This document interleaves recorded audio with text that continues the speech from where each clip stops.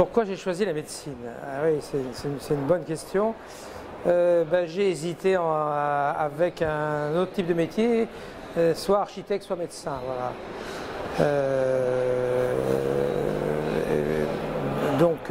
Alors pourquoi j'ai choisi la médecine? Peut-être parce que j'habitais dans un petit village et en face de chez moi, il y avait, qui était un ami de la famille, un médecin généraliste. Et voilà, je me suis orienté. Voilà. Mais après, si vous me demandez pourquoi j'ai choisi la spécialité, j'aurais des raisons plus sérieuses. C'est la deuxième question. Ah, c'est la deuxième question. Donc j'ai commencé effectivement ma médecine à l'université la plus proche du village où j'habitais, là, c'était à Dijon. Et puis ensuite, à l'époque, Dijon était école de médecine. Et j'étais assez consciencieux, donc un peu bon élève. et donc j'avais été nommé externe à Lyon, et c'est comme ça que je suis venu ensuite à Lyon. Alors après, pourquoi j'ai fait le choix de la spécialité? Bon, je crois que c'est un petit peu instinctif. Je crois que c'est du fait de mes problèmes de santé. Voilà. Donc c'est un sujet que j'aborde peu souvent, mais maintenant, bon, parce que c'était comme ça, j'étais plutôt un tempérament timide, etc. Donc j'ai commencé à avoir un problème rénal en 58, c'est-à-dire j'avais 16 ans. Donc où j'avais uriné du sang visible à l'œil nu, vous voyez où ça va nous mener pendant plusieurs jours avec beaucoup de fièvre. Donc à l'époque, c'était en 58. Donc personne ne connaissait rien du tout, donc on avait dit pyélonéphrite aiguë, etc. J'avais eu des traitements pénicilline, colimicine, des choses très agressives, surtout pour la colimicine. Et puis ensuite, donc il s'est avéré, c'était retrouvé, je pense, à la visite d'incorporation au service militaire, que j'ai pas fait parce qu'on m'a trouvé donc une protéinurie, hématurie microscopique, etc. Voilà. Et donc, si vous voulez, c'est un petit peu la même histoire que les pneumologues à l'époque de la tuberculose. Beaucoup de pneumologues, des gens qui ont eu la tuberculose, ont fait pneumologie. Voilà. Et donc, je pense que inconsciemment, je pense que ça a été un élément marquant pour faire de la néphrologie. Parce que je pense que ça fait partie un peu de l'éducation thérapeutique et quand on maîtrise bien la connaissance d'une maladie, je pense que c'est plus facile à maîtriser au long cours. Donc les choses, bon, tout le monde le sait, c'est un petit secret de polichinelle, mais c'est vrai que j'en parle rarement, donc les choses ont évolué peut-être en 78, donc j'ai développé une hypertension artérielle et un début d'insuffisance rénale, donc j'ai été biopsié à ce moment-là, donc là, le diagnostic c'est néphropathie à IgA. Et donc j'ai eu un traitement corticoïde. À l'époque, il n'y avait pas encore ni les IEC ni les ARA2, 78. Et donc ça a évolué défavorablement, très progressivement. Et je suis arrivé en dialyse en octobre 87. Voilà. Donc j'ai été dialysé plusieurs mois. J'ai eu une première greffe en février 88, qui a été un échec assez rapide, parce que j'ai fait un CMV extrêmement grave, quoi. Voilà, donc j'ai bénéficié à ce moment-là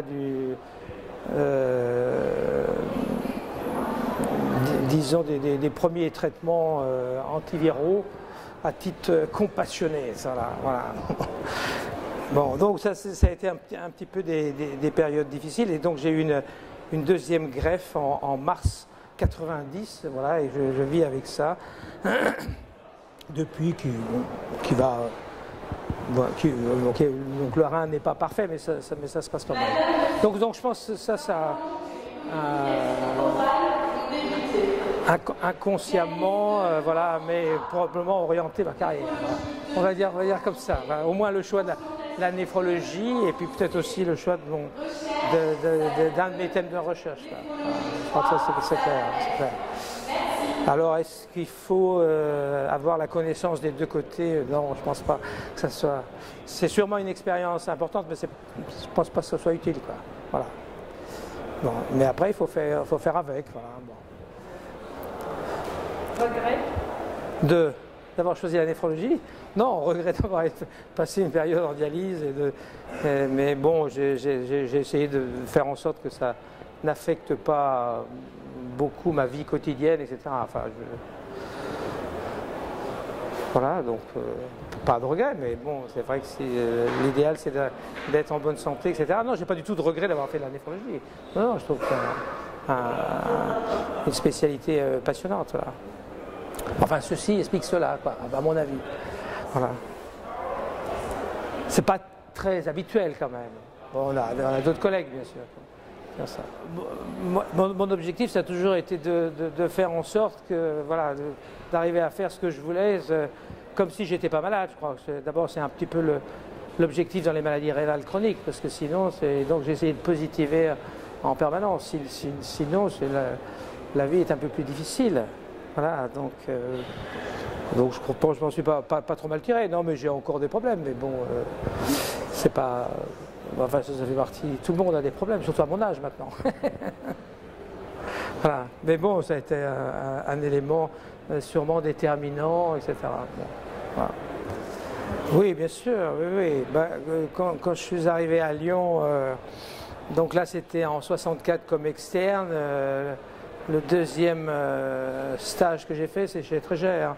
Voilà, donc à l'Anticaille. C'était le semestre du 1er octobre 64 au printemps 65, etc. Donc à l'époque, c'était vraiment la néphrologie un peu héroïque. Il y avait énormément d'insuffisance rénale aiguë, il y avait énormément de post-abortum, etc. Donc j'ai beaucoup aimé ce service et le patron parce qu'il était très structuré, voilà, et très rigoureux. Voilà. Donc moi je suis assez structuré et assez rigoureux. Non, je pense que c'est un très bon exemple de travail, etc., avec une vision à long terme. Donc je pense que c'est important. Voilà. Donc j'ai essayé de jamais vivre trop au jour le jour, enfin, sauf pour mes plaisirs, mais pour le reste, non, j'ai essayé d'avoir quand même une prospective. Caractéristique d'un maître idéal, ben, il faut que ce soit déjà un enseignant, mais bon, je crois qu'il y a aussi la personnalité des maîtres. Trégère avec beaucoup de qualités professionnelles, mais bon, c'était aussi un peu intimide et il était très difficile de passer du professionnel au plus privé ou au plus amical. Mais bon, donc, je pense que moi j'ai à peu près ce type de personnalité aussi, mais avec l'âge les choses s'arrangent. Voilà. Donc c'est clair. Donc je pense que c'est ça, et puis surtout s'intéresser à la carrière et au déroulement de ses élèves, quoi. Voilà. Donc ça, je pense que de ce côté-là, il était présent, et quand on manifestait le désir de travailler, etc., il nous poussait, quoi. Voilà. Bon, alors après, c'est toujours pareil, c'est un petit peu comme dans la famille. Quand les enfants grandissent, on a une tentation de vouloir les garder avec soi, qui n'est pas un bon calcul, parce que voilà, ils se disent, bon, ça évitera peut-être de refaire sans arrêt, mais bon, je pense que le maître, c'est celui qui fait ça en permanence, voilà des nouveaux élèves, voilà. Alors que dans une famille, vous faites des enfants à une époque, et après, c'est... Voilà. Mais il faut les lâcher quand même, voilà. Et moi, comme maître, ben, j'ai beaucoup d'exigences vis-à-vis des gens qui travaillent avec moi, mais j'en ai beaucoup aussi vis-à-vis de moi. Donc je pense que je ne suis pas très amical, voilà, mais je suis assez professionnel, voilà, mais bon. Mais donc je suis un maître imparfait. Donc peut-être pour apprendre la néphrologie, c'était pas mal de venir travailler chez nous, là, etc. Mais bon, pour le reste, c'est variable. Ça dépend des affinités qu'on a avec les élèves, quoi, hein.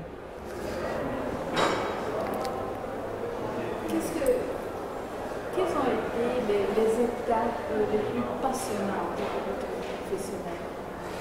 Les étapes les plus passionnantes, bon, c'est les étapes habituelles où vous montez les marches, enfin, ou en termes, on peut dire, ou gravir les échelons. Donc votre premier objectif, c'est déjà de finir votre médecine, voilà. Et puis ensuite, on a un petit peu plus d'ambition, c'est d'être interne. Et puis ensuite, une fois qu'on est interne, ben c'est l'assistanat, etc. Et donc la carrière hospitalo-universitaire m'intéressait beaucoup, quoi. Donc c'est vrai que donc, dans l'équipe de Trégère, c'était quand même un tremplin, voilà, un bon tremplin, parce que c'était quand même un maître connu internationalement et qui nous poussait, il n'y a pas de problème, voilà. Donc qui nous soutenait, quoi. C'est pas, il ne menait pas 36 lièvres à la fois, c'est-à-dire il disait pas, voilà, il ne nous mettait pas en compétition pour le même poste. Donc ça, c'était un élément important, voilà. Donc il essayait de nous mettre chacun à la bonne place qu'il envisageait, voilà. Donc j'ai été chef de clinique en néphrologie à Lyon. Ensuite, je suis parti à Boston. À l'époque, c'était encore John Merrill, voilà. Et Bernie Carpenter, qui était à ce moment-là le responsable un petit peu de la recherche, lequel Bernie vient de décéder, hein. Je ne sais pas si vous avez su. Bernie Carpenter est mort il y a 3-4 jours, là. Voilà. Et puis après, quand je suis rentré, ben voilà, mon souci c'était de me faire nommer et puis de trouver une place, voilà. Et donc là, il faut faire une analyse voilà, politique de la situation, voilà. Donc à Lyon, j'étais en compétition avec Jean-Louis Touraine, qui paraissait beaucoup plus brillant, etc. Voilà, un immunologiste, etc. Mais bon, sans vouloir être mauvais ordre, mais qui a l'usage à utiliser son intelligence plutôt pour la politique que pour développer la néphrologie ou la transplantation. Donc j'étais en compétition, donc j'ai fait le 10 ans. Moi, il faut que je me trouve une place ailleurs. Voilà. Donc Saint-Étienne, à ce moment-là, venait d'être créée comme école de médecine et je suis parti à Saint-Étienne. Donc le gros avantage, c'est qu'il y avait un challenge extraordinaire, il n'y avait rien. Voilà. Il n'y avait rien. Voilà. Voilà. Il n'y avait rien. C'était un hôpital presque de campagne.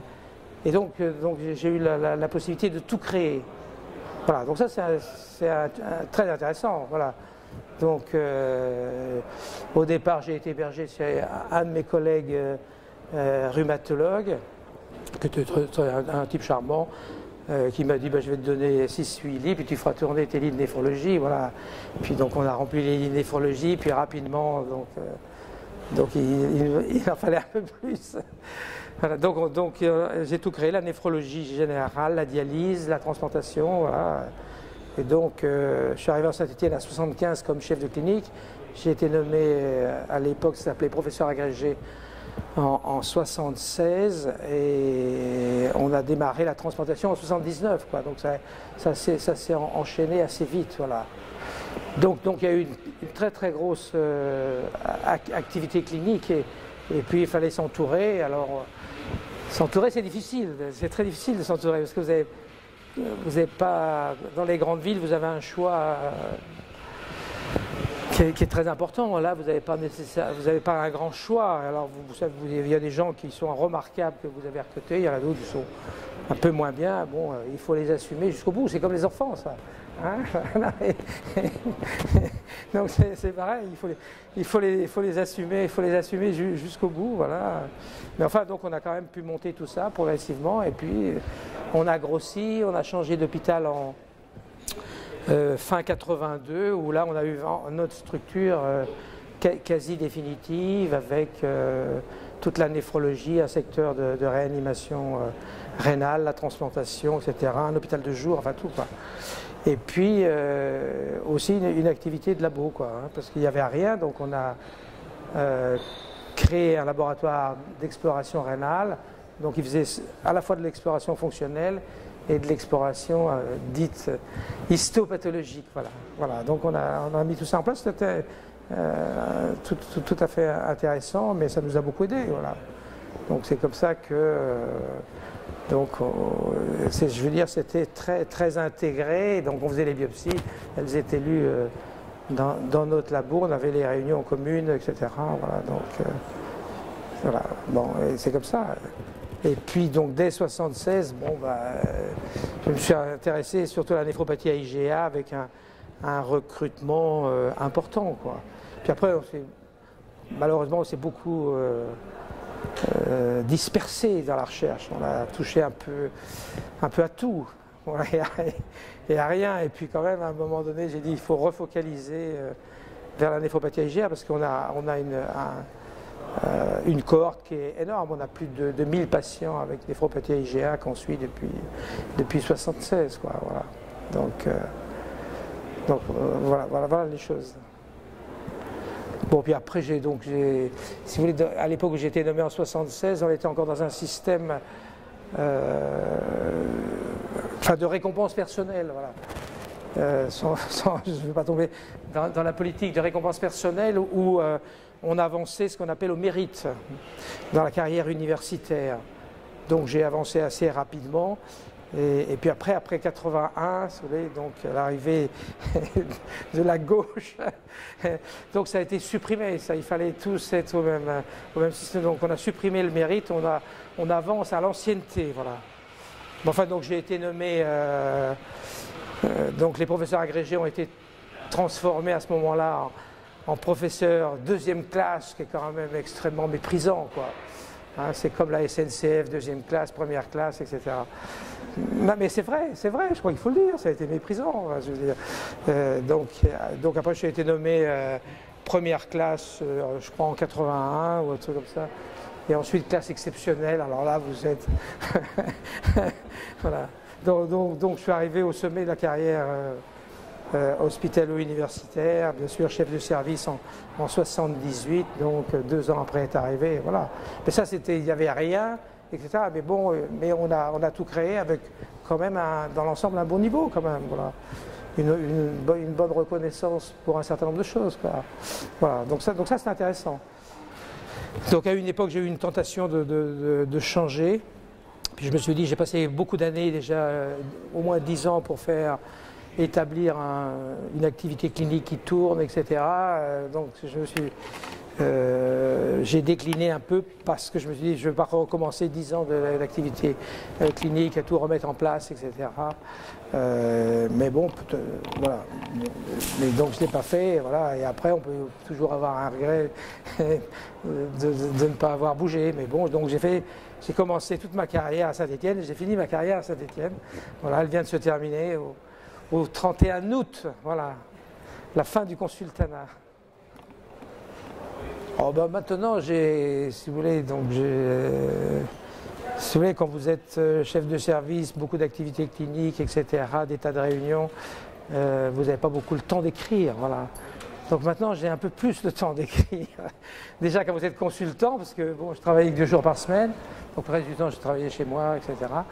Et là, j'en ai pour 4-5 ans à exploiter toutes les données voilà, qu'on a enregistrées, au moins sur notre cohorte prospective, quoi. Voilà, donc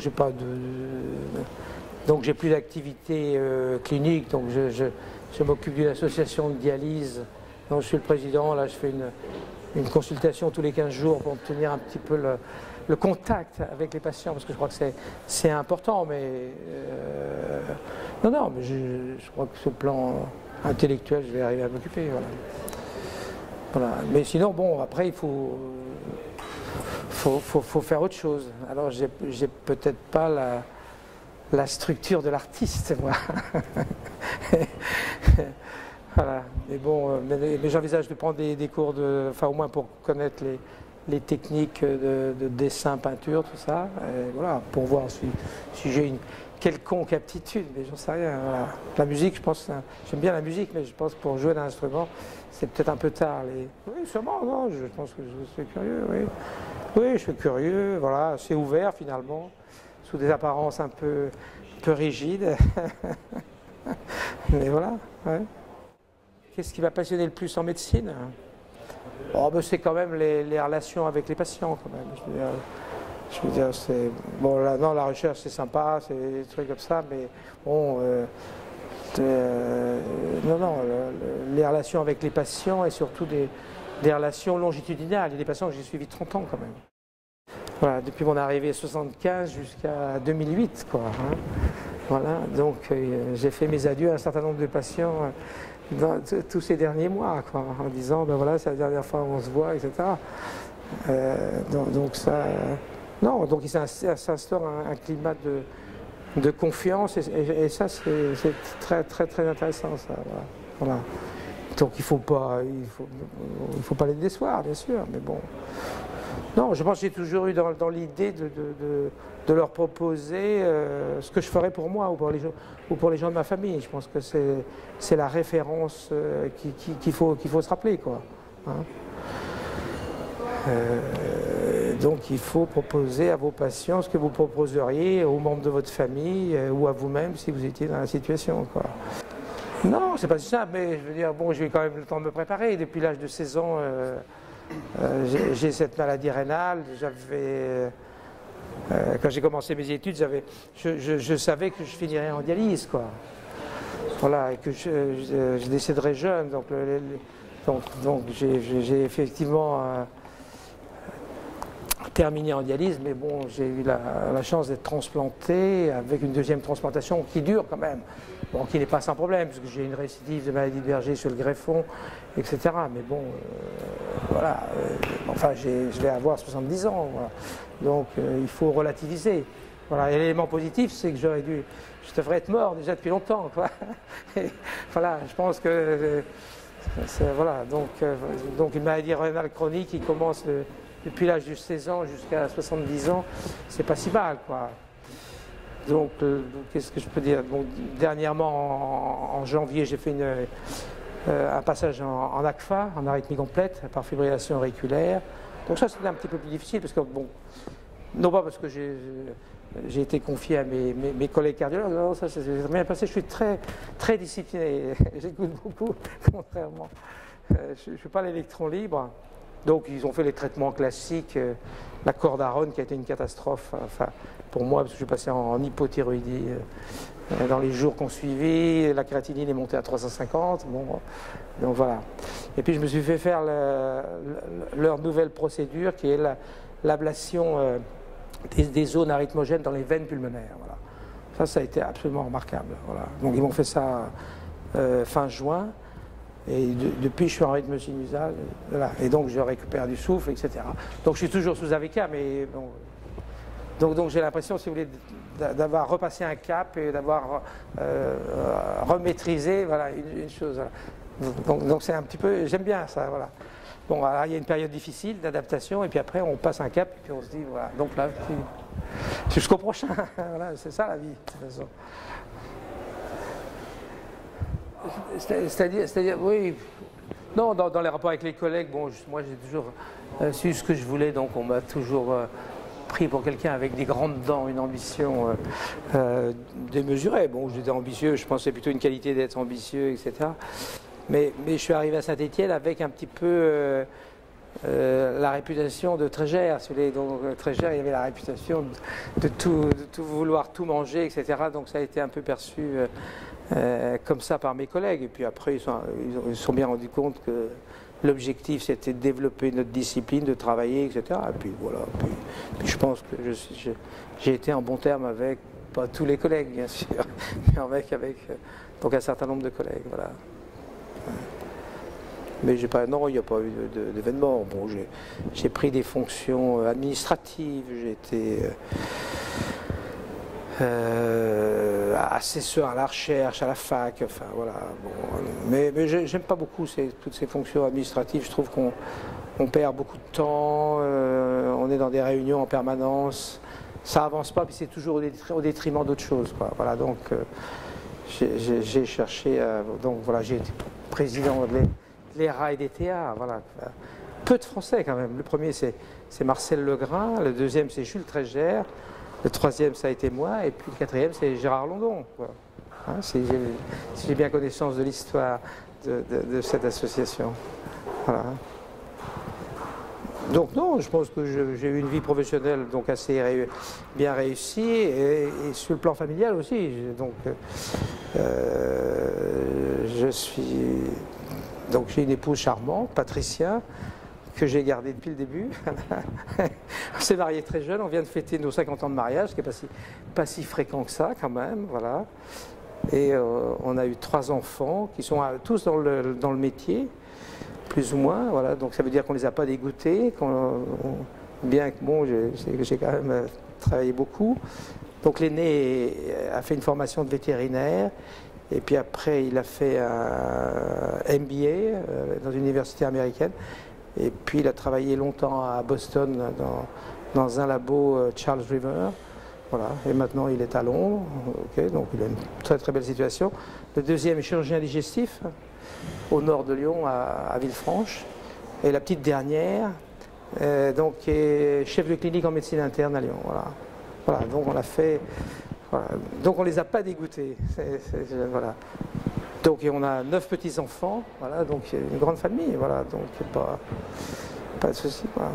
Mais bon, c'est vrai que Patricia m'a beaucoup soutenu dans toutes ces périodes difficiles, etc. Quoi. Donc ça c'est important. Quelle est la relation entre la clinique et la recherche? Donc je pense d'abord, actuellement il faut que les médecins conservent la clinique. Voilà, hein, parce que, donc la facilité, c'est on examine plus bien les patients, voilà, des choses toutes simples, et on demande des échographies, des trucs comme ça. Voilà, je pense que ça c'est une étape absolument indispensable qu'il faut garder dans les relations avec les patients. Et après la recherche c'est de s'intéresser à un problème précis avec, enfin dans mon optique, moi c'est plutôt la recherche clinique ou appliquée, avec dans mon optique qui est assez rapidement une application qui entraîne une amélioration pour le soin aux patients. Quoi. Voilà. C'est comme ça que je la vois, mais bon, je conçois très bien qu'il y ait de la recherche fondamentale, mais bon, moi j'étais pas armé pour ça, et puis c'est pas sûr qu'il faut que ce soit les patrons de médecine qui organisent la recherche fondamentale. Je pense qu'il faut être connecté pour un certain nombre de choses, mais voilà, on ne peut pas tout faire. Déjà, nos 3 missions, c'est un peu une grande gageure. Le soin, l'enseignement, la recherche, etc., c'est pas si facile que ça. C'est une bonne idée, mais c'est difficile. Donc on pourrait plutôt avoir cette idée en successif, etc. Voilà, je pense que c'est peut-être ça qu'il faut avoir. Non, mais c'est très important de s'intéresser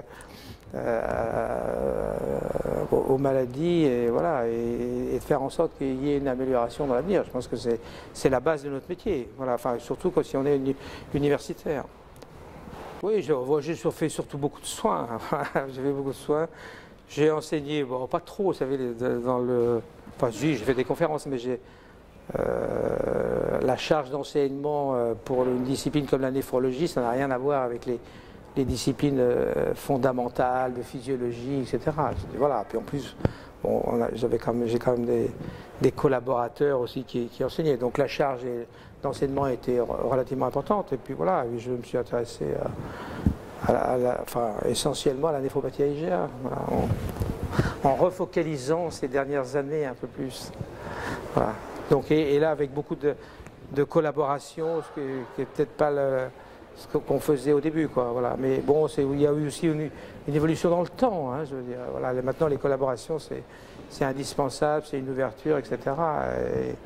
Et puis sinon, on n'a pas les moyens ni intellectuels ni techniques de vouloir tout faire soi-même. Voilà. Voilà, je crois que c'est clair. Oui, c'est une question piège, ça. Est-ce qu'il y a de la poésie dans notre métier? Bon, il y en a peut-être, mais moi je ne l'ai pas vu, quoi. Hein. Je suis trop rationnel, cartésien, pour avoir vu de la poésie dans notre métier. Non, je pense qu'il y a un problème de relations humaines, etc., avec nos patients, etc., de la poésie. Voilà, mais je ne suis pas non plus très branché poésie, voilà. Voilà, il faudrait m'en poser la question à Joseph. Avec Dante. Non, mais oui, il y en a peut-être, mais je ne l'ai pas vu. Non. Très, très humblement. Hein. Je pense que très clairement, s'ils ont déjà ce souhait, il faut les engager, voilà, les soutenir en disant il faut absolument faire ça, quoi. Je pense que moi, dans ma famille, il n'y avait pas de médecin. Donc maintenant il y en a bien sûr, mais dans mes ascendants il n'y en avait pas. Il y en a dans la descendance. Mais je crois que c'est une des choses qu'on regrette jamais, parce que je pense que c'est toujours important et intéressant d'avoir une connaissance qui avance, et puis surtout c'est jamais figé. Voilà. Et je crois que moi, c'est ça qui me plaît dans ce métier, c'est qu'à n'importe quel âge, vous apprenez des nouvelles choses, en particulier au contact des jeunes qui sont plus ouverts vers le scientifique, etc. Et je crois que ça, c'est un élément. Il y a beaucoup de métiers, vous apprenez votre métier, et après, ça bouge quasiment plus, quoi. Bon, si vous prenez les métiers d'architecture, par exemple, je vais faire architecte, bon, bien sûr, il y a des avancées technologiques, mais ça n'a rien à voir avec les avancées dans la médecine, je crois. Voilà. Donc faire médecine, je crois qu'effectivement, il faut les encourager. Alors faire la spécialité de néphrologie, oui, il n'y a pas de souci de déboucher, etc. C'est un métier un petit peu difficile parce qu'il faut être sur place. Alors c'est vrai que maintenant, il y a un choix de société où on veut être tranquille, etc. Donc on fait dermatologie. Ou alors si on est un peu plus technicien, on fait ophtalmologie, voilà, où on mélange un petit peu la médecine, la chirurgie, etc. Mais bon, la néphrologie, c'est un petit peu plus ingrat, il faut être sur le terrain, il faut être là, mais je pense que c'est aussi passionnant. Et dans la néphrologie, vous avez la néphrologie générale, vous avez la dialyse, vous avez la transplantation, donc il y a un choix potentiel extrêmement important. Et puis je pense qu'il n'y aura pas de rupture. Moi, à une époque, j'avais rêvé en disant la transplantation se développe beaucoup, on n'aura bientôt plus besoin de dialyse. Sauf qu'on a été rattrapé par la démographie liée à l'âge, quoi, hein, et qu'on voit l'incidence de l'insuffisance rénale chronique qui s'élève de façon exponentielle après 60 ans, 65, 70, etc. Donc, voilà, nos besoins de dialyse sont à peine stabilisés, quoi, voilà. Donc, de ce côté-là, je pense qu'il n'y a pas.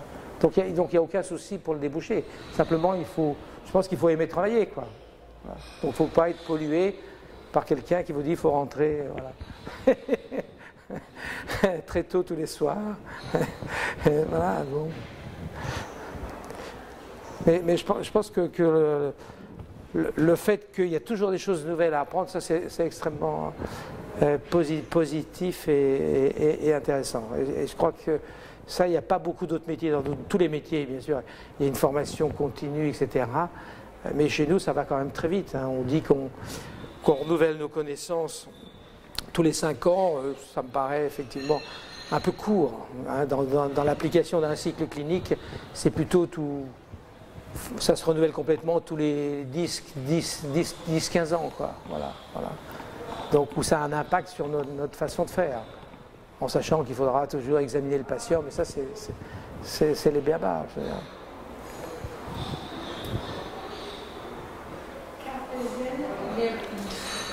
Oui, ah oui. Oui, non, je suis très cartésien, trop sûrement.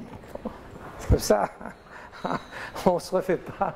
Je ne suis pas un très grand fantaisiste. C'est pas grave d'être cartésien, je crois. Non, ça aide pour un certain nombre de choses. Bon, l'idéal, c'est d'avoir un petit peu les deux. Il faudrait être un peu plus fantaisiste sur l'aspect personnel, privé, etc. Mais bon, j'ai une épouse qui est un peu plus fantaisiste. Alors là, ça fait un petit peu la balance. Et donc, je deviens un petit peu plus, disons, ouvert, un peu plus, pas fantaisiste, mais j'accepte beaucoup plus de choses. Donc, il faut continuer à s'améliorer, n'est-ce pas? Quelque chose encore que vous aimeriez nous dire? Non, je pense que j'ai parlé, voilà, assez librement quand même. Merci. Ok, merci.